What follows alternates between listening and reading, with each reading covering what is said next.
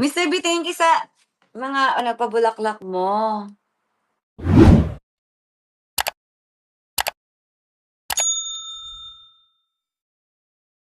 Katrina Halili kinilig sa sweet na sorpresa ni Chris Lawrence na may pabulaklak, sulat at espesyal na mensahe. Hindi napigilan mapangiti ni Katrina Halili matapos makatanggap ng isang simple ngunit napakasweet na sorpresa mula kay Chris Lawrence. Sa kanyang Facebook page, ibinahagi ni Katrina ang isang bouquet na pulang rosas na may kasamang isang liham na may nakasulat na Mr. B. Sa caption ng aktres, sinabi niya, may flowers, may sulat, may ngiti, salamat sa simpleng sorpresa, Mr. B. Binigyan ni Chris Lawrence o mas kilala ngayon bilang pambansang manliligaw si Katrina ng mga bulaklak dahil masakit ang ulo nito habang nasa taping.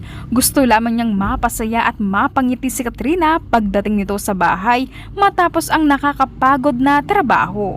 Ang simpleng sorpresa ay agad namang nakapagpagaan ng pakiramdam ng aktres. Makikita rin sa mga larawan ang tunay na saya sa mukha ni Katrina habang hawak ang napakagandang bouquet ng mga rosas. Napaka-sweet talaga ni Chris kahit na nasa malayo, todo effort pa rin siya kay Katrina.